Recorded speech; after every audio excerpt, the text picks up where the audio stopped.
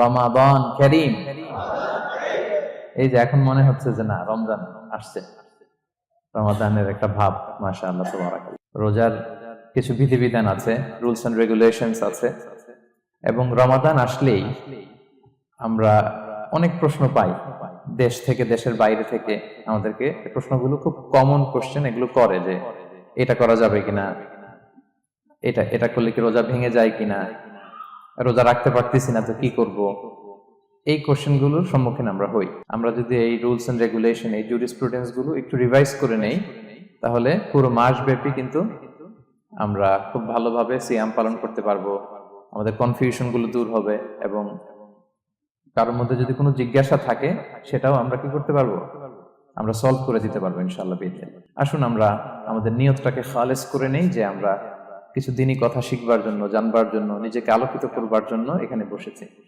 কারণ ইন্নামাল আমালু বিন্নিয়াত, যে কোনো কাজের রিওয়ার্ড দেওয়া হয়, প্রতিদান দেওয়া হয় নিয়তের উপর বেস করে। তো আমাদের নিয়ত যদি ভালো হয়, আমাদের এই পুরো সময়টা এটা ইবাদত হিসেবে গণ্য হয়ে যাবে আলহামদুলিল্লাহ। আল্লাহ তাআলা আমাদের এই বসাকে, এই শোনাকে, এই প্রোগ্রামে অংশগ্রহণ করাকে আমাদের নাজাতের ওসিলা বানায়। আমরা সবাই আওয়াজ করে পড়ি আমিন। প্রিয় ভাইরা, মূল আলোচনাতে যাওয়ার আগে আমি ইন্ট্রোডাক্টরি একটা ডিসকাশন করব শুরুতে, এবং মূল আলোচনাটা বুঝবার জন্য এই ইন্ট্রোডাকশনটা বোঝা জরুরি। আমি আমার আলোচনা শুরুতেই সূরাতুল বাকারার একটা আয়াত তেলাওয়াত করেছি, 183 নম্বর আয়াত, এবং এই আয়াতটা আপনারা প্রায় শুনবেন। সিয়াম, রমাদান এই প্রসঙ্গ আসলেই এই আয়াত আলোচকরা আলোচনা করে থাকেন। 183, 84, 85 টানা 3টি আয়াতে আল্লাহ তাআলা রমাদান নিয়ে, সিয়াম নিয়ে তিনি কথা বলেছেন, এবং এই 3টা আয়াত যদি আমরা বুঝতে পারি, আমাদের বাকি আলোচনাগুলো বুঝতে আমাদের সহজ হবে। তাহলে প্রিয় সুধী, আসুন আমরা আর কাল বিলম্ব না করে মূল আলোচনাতে চলে যাই। আমি তেলাওয়াত করেছিলাম, আল্লাহ তাআলা বলছেন, আউযু বিল্লাহি মিনাশ শাইতানির রাজীম, বিসমিল্লাহির রহমানির রহিম, ইয়া আইয়ুহাল্লাযীনা আমানু কুতিবা আলাইকুমুস সিয়াম কামা কুতিবা আলাল লাযীনা মিন ক্বাবলিকুম লাআল্লাকুম তাত্তাকুন। এই আয়াতটা পরিচিত না কম বেশি সবার কাছে? অনেকের মুখস্থ, বা অনেকের অ্যাটলিস্ট অনেকবার শুনেছেন কি, তাই তো?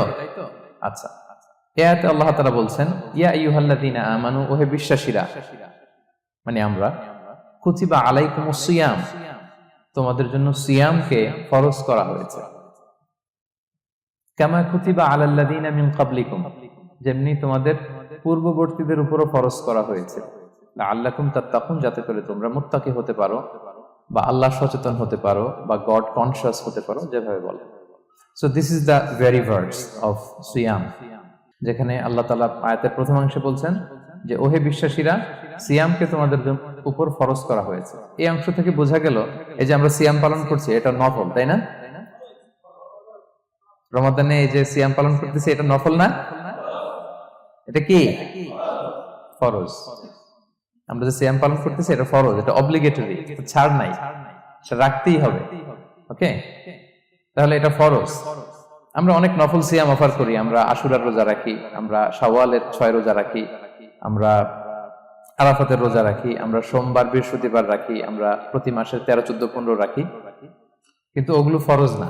এই যে রমাদান মাসের যে সিয়াম 29টা বা 30টা, এগুলো কি ফরজ? এটা তো ক্লিয়ার সবার কাছে না? তো আল্লাহ বললেন, এই সিয়ামকে তোমাদের জন্য রমাদানে ফরজ করা হয়েছে যেমনি ভাবে তোমাদের পূর্ববর্তীদের উপরও ফরজ করা হয়েছিল। তাহলে সিয়াম শুধু আমাদের উপরই ফরজ না, আমাদের আগে যে জাতিগোষ্ঠীরা পৃথিবীতে ছিল, যে উম্মত ছিল, তাদের উপরও ফরজ করা হয়েছিল।